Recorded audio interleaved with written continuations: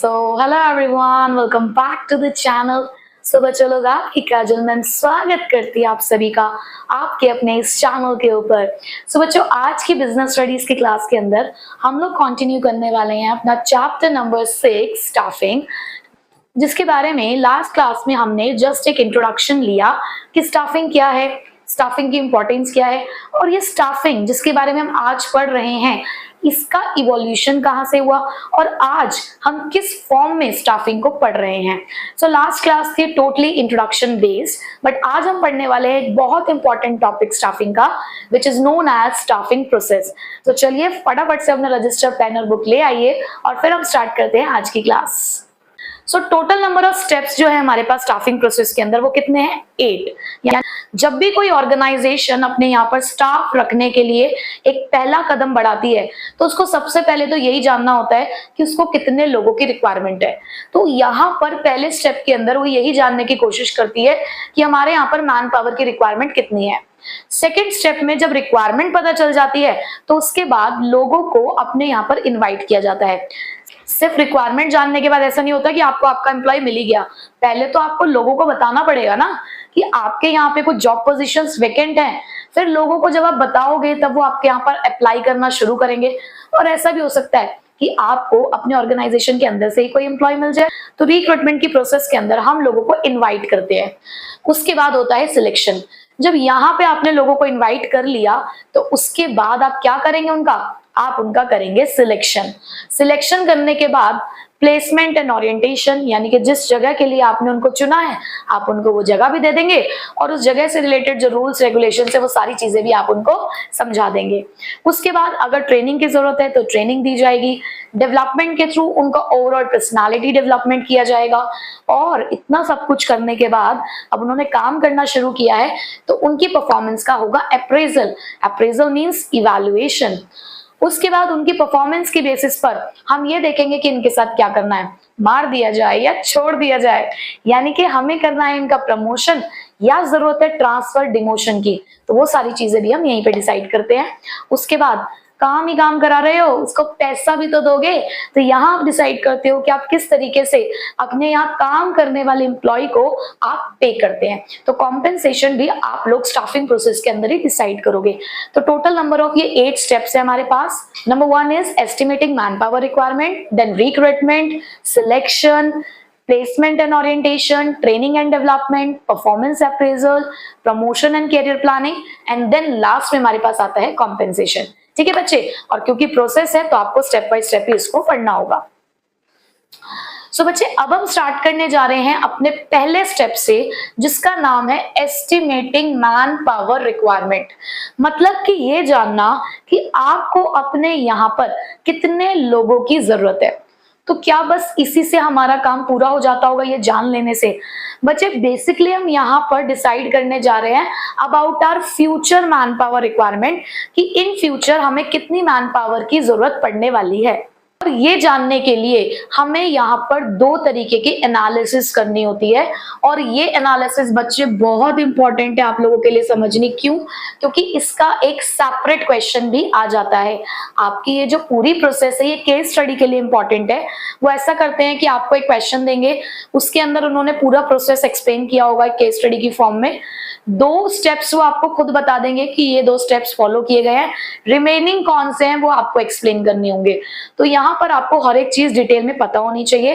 Plus इस वाले point के ये जो 2 एनालिसिस हैं ये एमसीक्यू में यानी कि 1 मार्क में भी आपसे पूछी जा सकती है। तो बच्चे यहाँ पर 2 एनालिसिस के नाम है वर्कलोड और वर्कफोर्स। आप यहाँ से इनके नाम से इनका मतलब समझो कि वर्कलोड का मतलब क्या है कि आपके ऊपर काम का कितना भार है। अगर काम का भार आपको पता है कि आपके पास वर्कलोड कितना है तो आप उसी के हिसाब से डिसाइड करोगे कि आपको कितने लोगों की जरूरत है ना। कि अब जैसे कि आपने एक फैक्ट्री लगाई, उस फैक्ट्री के अंदर जब आप काम कर रहे हो तो आपने देखा कि आपको 100 यूनिट बनानी है और एक वर्कर 10 यूनिट बना रहा है। तो आपको 100 यूनिट एक दिन में बनाने के लिए कितने वर्कर्स की जरूरत होगी? 10 वर्कर की जरूरत होगी। तो यहां से आपने वर्कलोड के बेसिस पर डिसाइड किया कि कितने लोगों की आपको जरूरत है। ठीक है बच्चे। अब वर्कफोर्स का मतलब क्या है? वर्कफोर्स का मतलब है आपकी पूरी फोर्स, यानी कि आपकी टीम। काम करने के लिए आपके पास टीम कितनी रेडी है। बेसिकली यहाँ आप जान रहे हो कि आपके पास काम कितना है और यहाँ पर आप जान रहे हो कि आपके पास लोग कितने हैं। तो जब आप यहाँ पर काम के बारे में जान रहे हो कि यहाँ पे काम कितना है, तो उससे आपको एक जानकारी मिलेगी, क्या आपको पता चलेगा कि आपकी रिक्वायरमेंट क्या है। जब यहाँ पे आपको काम का बोझ पता चलेगा तो आप यहाँ पे रिक्वायरमेंट के बारे में पता लगा सकते हो कि काम के हिसाब से कितने लोगों की जरूरत है। बट यहाँ पे मैं कह रही हूँ कि आपकी वर्क फोर्स कितनी है, कितनी टीम है आपके पास। तो बेसिकली यहां से आप पता लगाते हो कि आपके मैन पावर की अवेलेबिलिटी कितनी है। तो वर्क लोड क्या बताता है, रिक्वायरमेंट ऑफ मैन पावर, और वर्क फोर्स क्या बताता है, अवेलेबिलिटी ऑफ मैन पावर। सो बच्चे वर्कलोड एनालिसिस के अंदर हम क्या करते हैं, it is the assessment of number and type. अब नंबर एंड टाइप से क्या मतलब है, नंबर मतलब कितने लोग, ठीक है, और टाइप का मतलब कौन कौन से। अब जैसे मैंने आपसे कहा कि मेरे पास 2 मैनेजर हैं और मेरे पास 5 सेल्समैन हैं, तो यहां पर मैंने आपको नंबर बताए कि 2 मैनेजर, और मैनेजर बोला तो मैंने आपको टाइप बताया। मैंने बोला 5 सेल्समैन है, तो 5 हो गया नंबर और सेल्समैन हो गया उसका टाइप। तो यहां पर हम असेसमेंट करते हैं the number and type of human resource required, कि आपको कितने लोग चाहिए और कौन सी पोजीशन के लिए आपको लोग चाहिए, वो आप यहां पर पता लगाते हो। वर्क फोर्स एनालिसिस जो आपको अवेलेबिलिटी के बारे में बता रहा है, so it is the assessment of number and type of human resource available, और ये आपको ये बताएगा कि आपके पास कितने लोग हैं और कौन कौन से लोग हैं, वो आपको यहाँ पता चलेगा। तो आई होप कि अब आपको ये बात समझ में आ चुकी होगी कि वर्कलोड और वर्कफोर्स क्या होता है। पता है बच्चे, जब केस स्टडी में आता है ना तो बच्चा कंफ्यूज हो जाता है कि यार वर्कफोर्स है या वर्कलोड है। तो मैंने इसीलिए आपको बहुत ही सरल भाषा में ये बात बताई कि बच्चे नाम ही देखो क्या है, वर्कलोड, काम का भार। काम का भार ही आपको बताएगा कि आपको कितने लोगों की जरूरत है। और यहाँ मैं कह रही हूँ वर्कफोर्स, वर्कफोर्स मतलब लोग, कितनी टीम रेडी है आपकी। तो बेसिकली ये आपको बताएगी अवेलेबिलिटी के बारे में, ठीक है। अब इसको करने से हमें क्या पता चलता है, ये जो 2 एनालिसिस हमने करी इससे हमें क्या पता चल रहा है। तो देखो बच्चे, हम वर्कलोड को कह रहे हैं रिक्वायरमेंट और वर्कफोर्स को कह रहे हैं अवेलेबिलिटी। तो अगर आपकी रिक्वायरमेंट आपकी अवेलेबिलिटी से ज्यादा है, मतलब वर्कलोड एनालिसिस ज्यादा है वर्कफोर्स एनालिसिस से, तो आपका ऑर्गेनाइजेशन होगा अंडरस्टाफ। सिंपल सी बात है, आपको 10 की रिक्वायरमेंट, आपके पास 8 लोग हैं, तो आप अंडरस्टाफ हो, यानी कि अभी भी आपको 2 लोगों की और जरूरत है। बट वहीं पे अगर आपकी रिक्वायरमेंट आपकी अवेलेबिलिटी से ज्यादा हो जाती है, मतलब कि आपको रिक्वायरमेंट है 12 लोगों की बट आपके यहाँ पे ऑलरेडी 15 लोग काम करते हैं, तो ऐसे में आप हो ओवरस्टाफ्ड, विच मीन्स कि आपका वर्कलोड जो है वो आपके वर्कफोर्स से कम है, लोड कम है, टीम ज्यादा है आपके पास। बट वहीं पे अगर वर्कलोड और वर्कफोर्स इक्वल आ जाते हैं, मतलब जितने की रिक्वायरमेंट है उतने ही अवेलेबल है, तो दैट मींस आप ऑप्टिमली स्टाफ्ड हो, ना आपको लोगों की जरूरत है और ना ही ऐसा है कि आपके पास लोग ज्यादा है। अब अगर अंडर स्टाफिंग होती है तो उससे पता है क्या होता है, या तो हम फिर आगे बढ़ेंगे, रिक्रूटमेंट यानी कि लोगों को बुलाना शुरू करेंगे। बट कई बार क्या होता है कि हम डिपार्टमेंट से भी देख लेते हैं कि कहीं ऐसा तो नहीं है कि वहां पे लोग ज्यादा काम कर रहे हो, क्योंकि ये हम डिपार्टमेंट वाइज चेक कर रहे हैं। तो हम ये देख लेते हैं कि अगर वहां पे ज्यादा होंगे तो हम ट्रांसफर करा लेंगे, हमारी कोई और ब्रांच है वहां ज्यादा लोग काम करते हैं तो हम वहां से ट्रांसफर करा लेंगे। बट अगर हम ओवर स्टाफ्ड है तो ओवर स्टाफ्ड में क्या हो सकता है कि देखो, या तो हो सकता है निकाला जा सकता है एक्स्ट्रा एम्प्लॉइज को, या फिर कोई दूसरे डिपार्टमेंट में ट्रांसफर कर देंगे, या किसी दूसरी ब्रांच में हम उसे ट्रांसफर कर देंगे। तो ये था हमारा फर्स्ट स्टेप जो सबसे इंपॉर्टेंट रहा हमारे लिए, एस्टिमेटिंग मैन पावर रिक्वायरमेंट। तो यहाँ पर हम क्या कर रहे हैं, डिटरमाइन कर रहे हैं the future man power requirement 2 analysis को करके, वर्कलोड और वर्कफोर्स, जहाँ पे वर्कलोड बताएगा रिक्वायरमेंट के बारे में और वर्कफोर्स बताएगा अवेलेबिलिटी के बारे में। ये बताते हैं कि कितने नंबर और टाइप रिक्वायर्ड है, ये बताएगा कितने नंबर और टाइप अवेलेबल है। अगर रिक्वायरमेंट यानी कि अगर वर्कलोड ज्यादा है वर्कफोर्स कम है तो अंडरस्टाफ्ड हो, अगर वर्कलोड कम है वर्कफोर्स ज्यादा है तो ओवरस्टाफ्ड हो, और अगर दोनों बराबर है तो ऑप्टिमली स्टाफ्ड हो। ठीक है, सो फर्स्ट पॉइंट तो हमने पूरे अच्छे तरीके से समझ लिया है। अब बढ़ते हैं अपने नेक्स्ट स्टेप्स की तरफ। सो बच्चों, अब सेकेंड स्टेप है हमारे पास रिक्रूटमेंट। रिक्रूटमेंट का सिंपल सा मतलब होता है कि जहां पर आप अपने रिक्वायरमेंट के अकॉर्डिंग प्रोस्पेक्टिव कैंडिडेट्स को इनवाइट करते हो, उनको इन्फॉर्म करते हो कि आपके यहाँ पर जॉब पोजीशंस वेकेंट हैं, अगर वो लोग अपने आप को डिजर्विंग कैंडिडेट समझते हैं उस जॉब के लिए तो वो अप्लाई कर सकते हैं। तो ऐसे में इस प्रोसेस को एक पॉजिटिव प्रोसेस की तरह माना जाता है। क्यों? क्योंकि यहाँ पर आप अपने यहाँ पर लोगों को इन्वाइट कर रहे हो, एक पॉजिटिविटी है कि आप लोगों को यहाँ पर जॉब्स प्रोवाइड करने वाले हो, है ना। So recruitment is the process of searching for prospective employees. Prospective means कि जो आपके यहाँ पर एम्प्लॉय बन सकते हैं, and stimulating them to apply for the job, और उनको इन्फ्लुएंस करना कि वो आपके यहाँ पर जॉब के लिए अप्लाई कर दें। आपने बहुत सारी एडवर्टीजमेंट देखी होंगी जिनके अंदर एक लाइन लिखी होती है that salary is negotiable for the deserving candidate. अब उन्होंने जब ये लाइन लिख दी ना, तो उन्होंने आपको स्टिमुलेट कर दिया। मैं ना स्टिमुलेट को कहती हूँ कि किसी को पिन मारना, पिन मारना कि वो जो बैठा हुआ है ना खड़ा हो जाए। जब अगर एकदम से आपको पिन चुभती है तो उससे क्या होता है, एकदम से एनर्जाइज हो जाते हो ना, एकदम से खड़े हो जाते हो। तो ऐसे में आपके एडवर्टीजमेंट में कुछ ऐसी बातें होनी चाहिए जो कैंडिडेट को इन्फ्लुएंस करे कि वो आपके यहाँ पे अप्लाई जरूर करे। तो जब आपने लाइन लिख दी that salary is negotiable for the deserving candidate, then if you are considering yourself as a deserving candidate, then you will definitely apply for the job. तो ऐसे में अगर आपको लग रहा है कि यार हाँ ये जॉब तो मेरे लिए बनी है, तो आप अप्लाई जरूर करेंगे। तो यहाँ पर रिक्रूटमेंट में हम इसी तरीके की चीजों को अप्लाई करते हैं। उसके बाद इसको पॉजिटिव प्रोसेस इसलिए कहा गया क्योंकि देखो यहाँ पर आप एक तरीके से जॉब प्रोवाइडिंग की तरफ बढ़ रहे हो, लोगों से काम छीन नहीं रहे हो, उन्हें प्रोवाइड कर रहे हो। तो ये एक पॉजिटिव प्रोसेस है। और यहाँ पर लोगों को अपने यहाँ पर इनवाइट करने के दो तरीके होते हैं, एक्सटर्नल और इंटरनल। अगर कभी आपको वाइडर चॉइस चाहिए, मतलब आप चाहते हो कि बहुत ज्यादा क्वालिफाइड, कॉम्पिटेंट और न्यूली अपडेटेड स्किल्स के साथ तो आपके यहाँ पे लोग एंटर करें, बेसिकली आपको फ्रेश टैलेंट की जरूरत है, तो ऐसे में आप एक्सटर्नल सोर्स अप्लाई करोगे, यानी कि आप बाहर से कैंडिडेट्स को अपने यहाँ पर इनवाइट करेंगे। बट समटाइम्स पता है क्या होता है, हमें इंटरनली लोगों को इनवाइट करना होता है। कैसे कि सपोज करो एक हायर जॉब पोजीशन वेकेंट हुई है ना।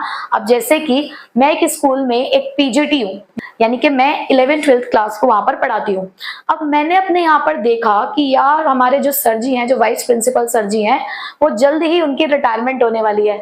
तो मैं कहीं ना कहीं अपने मन में सोच कर बैठी हूँ कि यार मुझे इतना साल हो गया पढ़ाते पढ़ाते स्कूल में, तो अगर कल को ये हायर पोजीशन जो है मुझसे अगर ये वेकेंट होती है, तो कहीं ना कहीं इसकी एक एलिजिबल कैंडिडेट मैं भी दूंगी। भाई मैं ये नहीं कह रही हूँ कि सिर्फ मैं ही होंगी, बट मैं ये कह रही हूँ कि yes, one of the candidate तो मैं जरूर होंगी। बट ऐसे में अगर मैंने ये देखा कि जैसी जॉब पोजीशन खाली हुई, उन्होंने हम में से किसी को भी नहीं चुना, उन्होंने हमें मौका ही नहीं दिया और किसी बाहर से किसी बंदे को बुलाकर अपने यहाँ पे रख लिया। तो ऐसे में क्या हम डिससेटिस्फाइड नहीं होंगे कि भाई यार मैं एक पीजीटी हूँ और इसके बाद जो प्रमोशन होना है वो वाइस प्रिंसिपल के लिए ही होना होगा, फिर प्रिंसिपल के लिए होगा। तो अगर आपने ऑलरेडी उस पोजीशन के लिए किसी बाहर वाले को बुलाकर रख दिया, तो हमारे प्रमोशन के चांसेस तो गए। सिर्फ सैलरी वाइज ही थोड़ी ना हमें प्रमोशन चाहिए होता है, हमें अपने जॉब के स्टेटस वाइज भी प्रमोशन चाहिए होता है। तो ऐसे में हमारा एम्प्लॉय डिससेटिस्फाइड हो जाता है। तो उनके डिससेटिस्फेक्शन को कम करने के लिए जो ऑर्गेनाइजेशंस होते हैं, वो जब भी मोस्टली प्रमोशंस करते हैं तो वो इंटरनली करते हैं कि जो उनके यहाँ पर उससे लोअर लेवल पे लोग काम कर रहे होते हैं वो उनको प्रमोट कर देते हैं, और उनकी जो पोजीशन खाली हो जाती है उसके लिए फिर बाहर से कैंडिडेट को बुला लेते हैं। तो इंटरनल सोर्सेस में लेकिन जो चॉइस होगी वो लिमिटेड होगी।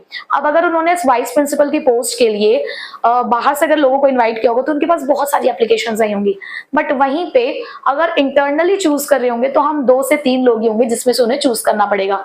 तो अगर लिमिटेड चॉइस में आप सेटिस्फाइड हो तो इंटरनल यूज कर लो, एम्प्लॉयज को सेटिस्फाइड भी तो रखना है। मैं भी देखूंगी कैसे बाहर वालों को इनवाइट करते हैं, मुझे बुरा लगेगा, गुस्सा भी आएगा, पूरा गुस्सा दिखाऊंगी मैं भी, क्यों दिखाना बनता है ना। तो बस इसीलिए कई बार ऑर्गेनाइजेशंस क्या करते हैं, इंटरनल सोर्स ऑफ रिक्रूटमेंट भी यूज करते हैं। ठीक है बच्चे, सो रिक्रूटमेंट क्या है, जहां पर हम सिर्फ क्या कर रहे हैं, कि हमारे यहाँ पे जॉब पोजीशंस जो वैकेंट हो चुकी है, खाली हो चुकी हैं, उसके लिए लोगों को अपने यहाँ पर इनवाइट करते हैं। उसके बाद आता है सिलेक्शन। वाह, सुनने में तो बहुत बढ़िया लगता है सिलेक्शन, लेकिन क्या सबका सिलेक्शन होता है? भाई तुमने बुलाया जब लोगों को तो 50 से 60 लोग आ गए तुम्हारे यहाँ पे। जब तुम कहीं पे एडवर्टीजमेंट देते हो, तुम्हारे यहाँ पे जॉब पोजीशन एक ही खाली है, लेकिन उसके लिए जो एप्लीकेंट्स आए हैं वो तुम्हारे पास 100 आ गए। अब क्या 100 के 100 को सिलेक्ट करके बैठोगे? नहीं, आपने रिक्रूटमेंट में जब उनको बुला लिया तो यहाँ करते बेटा उनकी छटनी मतलब सिलेक्ट करना है भाई कि कौन सा बेस्ट है। अब इसको मैं फिर से समझाऊं तुम्हारे एग्जाम्पल के साथ।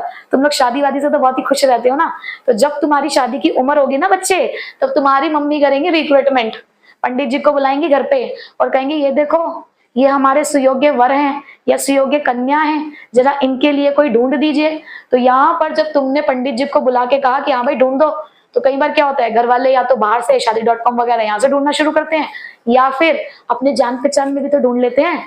तो शादी.com से ढूंढना एक्सटर्नल, जान पहचान से ढूंढना इंटरनल। अब क्या हुआ, अब यहाँ पे पंडित जी लेकर आ गए 15 से 20 फोटो। अब तुम क्या 15 से 20 फोटो तुम्हारे पास आ गई हैं, क्या सभी के साथ निकलोगे क्या? नहीं ना, सबके साथ तो शादी नहीं हो सकती। क्या करना है यार, सिलेक्ट करना है।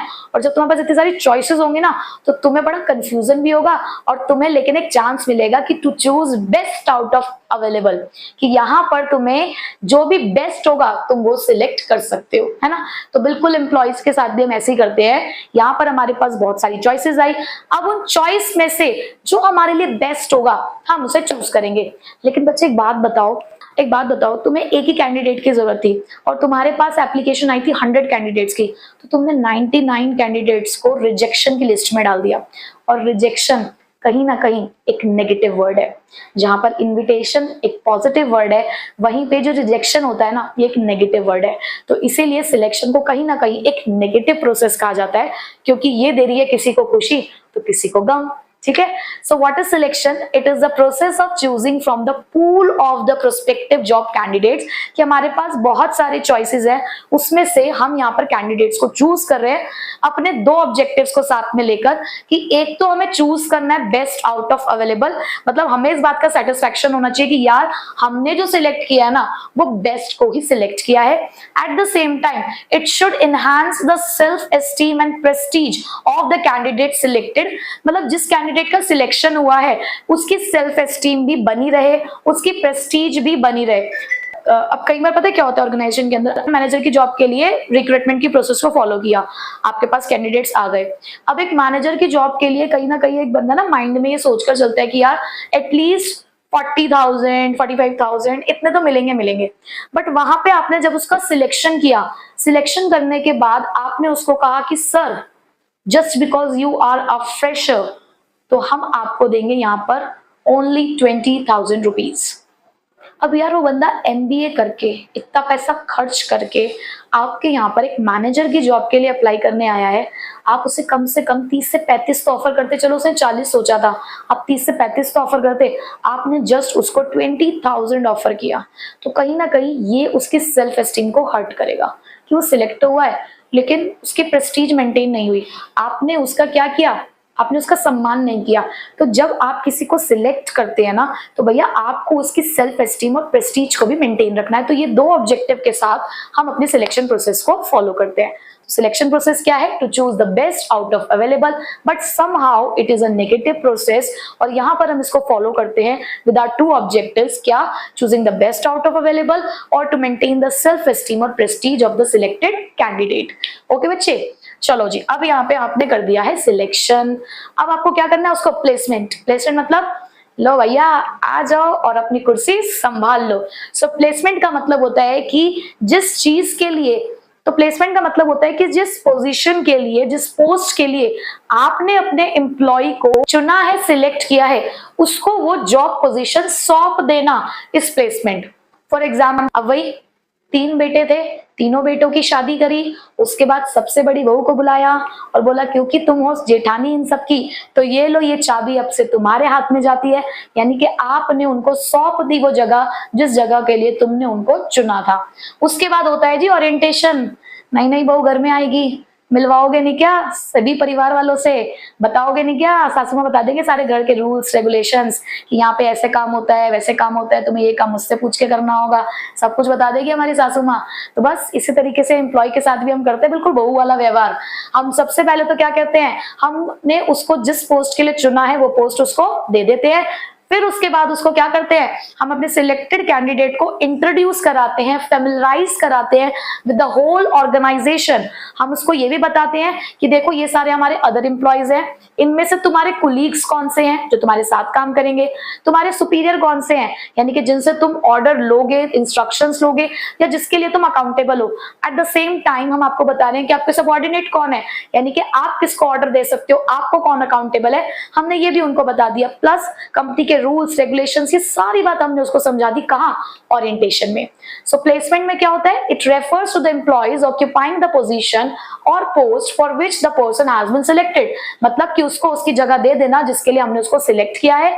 यहाँ पे हम क्या करते हैं? उसको इंट्रोड्यूस करते हैं सिलेक्टेड कैंडिडेट को अदर एम्प्लॉइज के साथ, उसको फैमिलराइज कराते हैं रूल्स और पॉलिसीज ऑफ द ऑर्गेनाइजेशन। ठीक है जी, चलो मेल मिलाप भी हो गया। अब क्या करना है? अब हमें यहाँ पर, अब एम्प्लॉय आया नया नया, बहू आई है नई नई, उसे थोड़ी पता है कि तुम कहाँ रखते हो सारा सामान, तुम्हारे घर में खाना कैसे बनता है, तुम बहुत ज्यादा तीखा खाना खाते हो, फीका खाना खाते हो, तुम्हारे यहाँ पे क्या क्राइटेरियाज है, मतलब कितने बजे खाना बनता है, यार उसे नहीं पता, वो अभी अभी आई है। पहले जितना भी बता दियो भाई, जब प्रैक्टिकली जब आते हैं ना काम करने के लिए तभी पता चलता है। तो ऐसे में तुम क्या करते हो? वो जो होता है ना कि स्टार्टिंग में बहू को 1 हफ्ता काम नहीं करने देते, 15 दिन काम नहीं करने देते। अरे काम करने नहीं देते, तुम उसे ट्रेन कर रहे हो कि देख ले ऐसे काम होता है, तो तुम्हारी ट्रेनिंग चल रही है उसके लिए। तो बिल्कुल आपका एम्प्लॉय भी तो अभी अभी आया है, हो सकता है वो एक्सपीरियंस्ड हो, बट आपके ऑर्गेनाइजेशन के लिए तो वो नया है ना।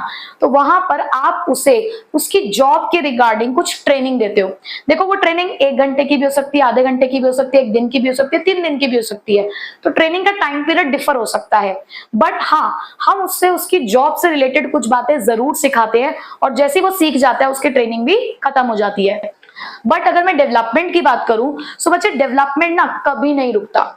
हमारी जो ग्रोथ है वो कभी नहीं रुक रही है, क्योंकि हम अपनी ग्रोथ को कभी रोकना चाहते भी नहीं होंगे। क्यों? क्योंकि ये हमारे करियर को इंक्रीज करती है।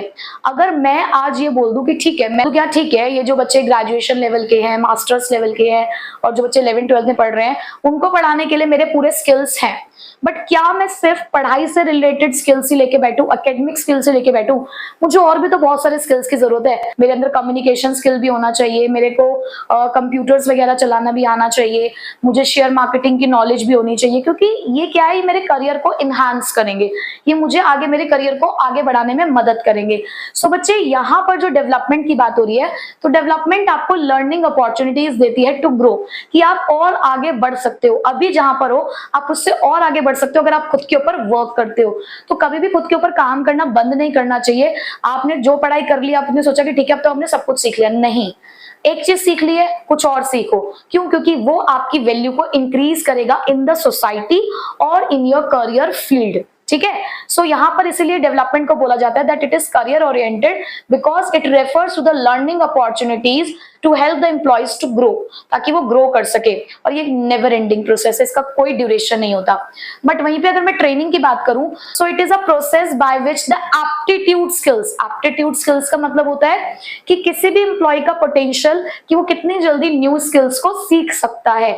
सो ट्रेनिंग क्या है? एक ऐसी प्रोसेस जहां पर हम आपकी एप्टीट्यूड स्किल्स और आपकी एबिलिटी, ताकि आप उस स्पेसिफिक जॉब को परफॉर्म कर सको, हम उसको इंक्रीज करने की कोशिश करते हैं। यानी कि जिस जॉब के लिए आपको चुना गया है, उसी जॉब से रिलेटेड हम आपको यहाँ पे लर्निंग दे रहे हैं, यानी कि सिखा रहे हैं।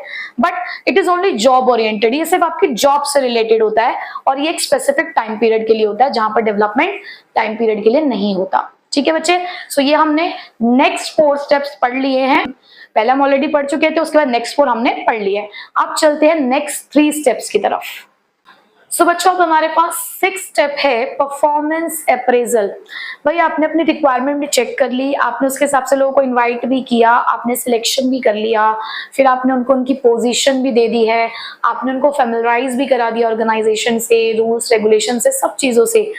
उसके बाद ट्रेनिंग और डेवलपमेंट का काम भी उनके साथ हो चुका है। सो बच्चे अब बारी आती है उनकी परफॉर्मेंस को चेक करने की, कि हमारे जो एम्प्लॉयज हैं वो कहाँ तक पहुंचे हैं। आप जब अपना एग्जाम देकर आते हो और आपका रिजल्ट डिक्लेयर होने वाला होता है, तो उस दिन जब तुम्हारे घर वाले तुम्हारे पीटीएम को अटेंड करने के लिए जाते हैं, और उनके हाथ में जब तुम्हारी रिपोर्ट कार्ड आती है ना, तो बेसिकली बच्चों तुम्हारा भी परफॉर्मेंस अप्रेजल हो रहा होता है कि हमने सब कुछ किया यार तुम्हारे लिए। आज बारी है कि हमारे दिमाग में जो एक स्टैंडर्ड था, जो हम सोच के चल रहे थे, आहा आज हम जाएंगे पीटीएम में, आपके पेरेंट्स सोच रहे हैं और हमारे बच्चे की होगी खूब सारी तारीफ। क्यों? क्योंकि हमारा बच्चा तो 80% लेकर आया होगा ना।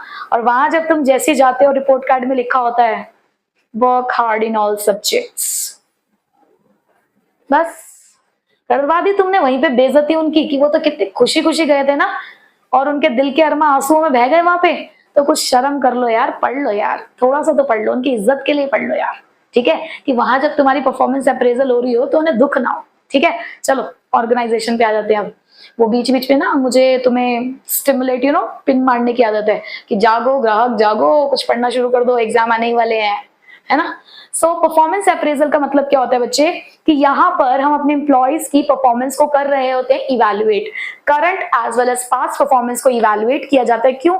क्योंकि बच्चे आपकी परफॉर्मेंस के बेसिस पर ही हमें अब ये सोचना है कि तुम एज एन एम्प्लॉय हमारे यहाँ पर जहां काम कर रहे हो तुम्हें अभी वहीं रहने दे, या तुम यहाँ पर काम नहीं कर पा रहे हो, तुम्हें ट्रांसफर करना है, या फिर तुम्हें अलविदा कहना है, या अरे तुम तो बहुत बढ़िया एम्प्लॉय हो, तुम अब हायर लेवल पर जाओ, या तुम्हारा प्रमोशन करना है। तो बेसिकली तुम्हारी अप्रेजल रिपोर्ट ही ये बताएगी कि तुम अगली क्लास में पहुंचोगे, अभी तुम्हें यहीं पे थोड़ा सा काम कराने की जरूरत है। कई बार होता है कि हम जिस डायरेक्शन में घुसे होते हैं अंत में आके हमें ये पता चलता है कि ये मंजिल नहीं थी हमारी, हमें अपनी मंजिल दूसरी चुननी है। अब तो हो जाता है, लाइफ में ऐसी चीजें होती रहती हैं। तो यहाँ पर भी जब आपकी परफॉर्मेंस अप्रेजल रिपोर्ट देखी जाती है तो उसी के बेसिस पर हम लोग चेक करते हैं कि अब आगे क्या करना है। So performance appraisal means evaluating an employees current as well as past performance as against the certain predetermined standards. कि हमने आपको स्टैंडर्ड दिया था कि वीकली स्टैंडर्ड था कि आपको 50 यूनिट्स प्रोड्यूस करनी थी, आज आपने कितनी यूनिट्स प्रोड्यूस करके हमें दी है। सो इस तरीके से इवैल्यूएशन किया जाता है परफॉर्मेंस का। अब उसी के बेसिस पर होता है प्रमोशन और आपकी करियर प्लानिंग। प्रमोशन का मतलब होता है shifting an employee to an high promotion का मतलब होता है shifting an employee to a higher level in the organisation. कि मतलब जिस जॉब पोजीशन पे आप काम कर रहे थे उससे एक हायर लेवल पर आपको शिफ्ट कर दिया गया है, और ये एक पॉजिटिव साइकोलॉजिकल इम्पैक्ट क्रिएट करता है ऑर्गेनाइजेशन के अंदर। और वहीं पर करियर प्लानिंग की मैं बात करूं तो आपकी अप्रेजल रिपोर्ट के बेसिस पर ही ये डिसाइड किया जाएगा कि भैया आपको प्रमोट करना है, हायर लेवल पे शिफ्ट करना है, या तुम यहाँ पर हमें लग रहा है कि शायद काम ठीक से नहीं कर पा रहे हो, तुम एडजस्ट नहीं कर पा रहे हो, तो तुम्हें जरा ट्रांसफर करके देखते हैं। या फिर अगर हमें बिल्कुल भी स्कोप नहीं दिख रहा है क्योंकि आपकी पास्ट परफॉर्मेंस से लेकर करंट परफॉर्मेंस तक कुछ भी आपके में इंप्रूवमेंट नहीं दिख रही है, तो हो सकता है कि आपको एक लोअर लेवल पे शिफ्ट कर दिया जाए, यानी कि डिमोशन भी हो सकता है, और या फिर हम आपके सामने हाथ भी जोड़ सकते हैं और आपको कह सकते हैं अलविदा, यानी कि टर्नओवर भी हो सकता है। तो आपकी परफॉर्मेंस अप्रेजल रिपोर्ट जो है वो बहुत जरूरी होती है आपके करियर के प्लानिंग के लिए।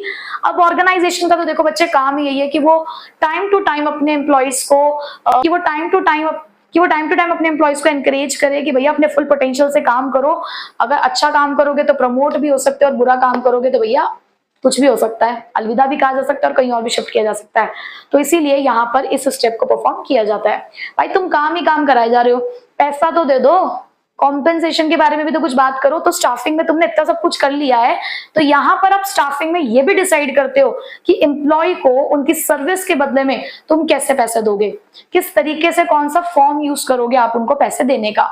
सो बच्चे कॉम्पेंसेशन का मतलब क्या होता है? It refers to all the forms to pay और reward going to the employees, यानी कि एक एम्प्लॉय के पास किस फॉर्म में पैसा जाएगा, किस तरीके से आप उनको रिवॉर्ड दोगे, उसको हम कहते हैं कॉम्पेंसेशन। अब ये दो तरीके से करते हो आप काम, डायरेक्ट फाइनेंशियल पेमेंट भी हो सकती है और इन फाइनेंशियल पेमेंट भी हो सकती है। इसे बोलते हैं इन कैश, इसे बोलते हैं इन काइंड। इन काइंड का मतलब क्या होता है कि अदर देन कैश अगर आप कोई भी बेनिफिट दे रहे हो जो कि कैश के बराबर ही है, जो पैसों में ही काउंट किया जाता है, तो उसको आप इनडायरेक्ट फाइनेंशियल पेमेंट्स कहते हैं। डायरेक्ट फाइनेंशियल पेमेंट में आती है आपकी वेजेस, सैलरीज, इंसेंटिव्स, बोनस और कमीशन, जो कि फिर से दो तरीके से दिया जा सकता है, टाइम बेस्ड और परफॉर्मेंस बेस्ड। टाइम बेस्ड का मतलब होता है जैसे कि हमें वेजेस डेली मिलती हैं, सैलरी मिल रही है मंथली बेसिस पर, तो जहां पे टाइम इन्वॉल्व हो रहा है आपके कॉम्पेंसेशन के अंदर तो उसे हम टाइम बेस्ड पेमेंट्स कहते हैं। बट वहीं पे अगर आपको आपके काम के हिसाब से पैसा मिलता है, यानी कि जितना काम उतना दाम, कि आप जितना पीस वर्क करोगे उसके हिसाब से आपको सैलरी वेजेस मिलेंगी, कि आपने 10 यूनिट बनाई तो 10 यूनिट के हिसाब से आपको पैसा मिलेगा, तो उसे हम बोलते हैं परफॉर्मेंस बेस्ड। उसके बाद इनडायरेक्ट फाइनेंशियल पेमेंट्स क्या होती है? जहां पर हम आपको पैसा नहीं दे रहे लेकिन पैसे के बराबर चीज दे रहे हैं। कैसे? जैसे कि एम्प्लॉयज की LIC करा देना, आपको रहने के लिए हम घर दे रहे हैं, आपको रेंट नहीं देना उस घर का, हम आपको कन्वेंस फैसिलिटी दे रहे हैं, जैसे बहुत सारे ऑर्गेनाइजेशन कैब की फैसिलिटी देते हैं, या हमने आपको छुट्टियों पे भेज दिया है, आपको टिकट्स प्रोवाइड करा दिए, आपके रहने खाने पीने का इंतजाम कर दिया है वहां पे। तो यहाँ पर क्या है कि आपको पैसे देने की जरूरत नहीं पड़ रही है, आपको सर्विस मिल गई है विदाउट पेइंग एनी मनी। तो तो कहीं ना कहीं ये भी तो पेमेंट ही है आपके लिए, जो इनडायरेक्टली आपकी कंपनी आपके लिए पे कर रही है। So this is the indirect financial payment. So ये थे हमारे टोटल नंबर ऑफ 8 स्टेप जो स्टाफिंग के अंदर किए जाते हैं, जिसमें सबसे पहले हम अपने रिक्वायरमेंट्स चेक करते हैं कि हमारी मैन पावर रिक्वायरमेंट क्या है, जिसके अंदर हमें वर्कलोड और वर्कफोर्स एनालिसिस करना पड़ता है। उसके बाद रिक्रूटमेंट के थ्रू हम इनवाइट करते हैं कैंडिडेट्स को, सिलेक्शन के थ्रू बेस्ट चूज करते हैं अपने ऑर्गेनाइजेशन के लिए, फिर हम उनका प्लेसमेंट और ओरिएंटेशन यानी कि उनकी जॉब पोजीशन उन्हें असाइन कर देते हैं और साथ साथ उनको फैमिलराइज करा देते हैं ऑर्गेनाइजेशन से। फिर हम करते हैं उनकी ट्रेनिंग और डेवलपमेंट, यानी कि उनको स्पेसिफिक जॉब से रिलेटेड जो उनको ट्रेनिंग देनी है, लर्निंग देनी है, वो भी सिखाते हैं। प्लस उनके करियर के डेवलपमेंट के लिए भी हम उनके लिए वर्कशॉप सेमिनार ऑर्गेनाइज करके उनके डेवलपमेंट के लिए काम करते हैं। उसके बाद हम लोग उनके परफॉर्मेंस को अप्रेजल करते हैं, यानी कि चेक करते हैं कि कहाँ तक वो लोग पहुंचे हैं। उसी के बेसिस पर हम करते हैं उनका प्रमोशन और करियर प्लानिंग कि भाई किस तरीके से प्रमोशन किया जाएगा, किस तरीके से हमें उनको ट्रांसफर वगैरह करना है, वो सारी चीजें यहाँ पे डिजाइन की जाती है। फिर उसका डिजाइन किया जाता है उनकी पे के बारे में कि हमें उनको किस तरीके से पे करना है, डायरेक्टली करना है, इनडायरेक्टली करना है, या दोनों का कॉम्बो यूज करना है, परफॉर्मेंस बेस्ड होना चाहिए, टाइम बेस्ड होना चाहिए, वो सारी चीजें हम लोग यहाँ पर डिसाइड करते हैं। सो ये थी बहुत इंपॉर्टेंट हमारी staffing process and I hope कि आपको बहुत अच्छे से आज समझ आ चुकी होंगी। इतना डिटेल में कोई नहीं समझाएगा तुम्हें स्टाफिंग प्रोसेस, सीधे सीधे सीधे सीधे बस बता के रख देंगे कि ये डेफिनेशन होती है, ये डेफिनेशन होती है, एंड आई कैन बेट कि इतने डिटेल में तो कोई नहीं बताएगा। ठीक है, सो बच्चों आप लोगों को भी इतने डिटेल में अपने माइंड में क्लैरिटी के साथ कॉन्सेप्ट को बिठा लेना है, एमसीक्यूज, केस स्टडी सब कुछ सॉल्व करना है। ठीक है बच्चे, सो मिलेंगे आपसे अब नेक्स्ट क्लास में इसके आगे के टॉपिक्स के साथ। So till then take care, bye bye.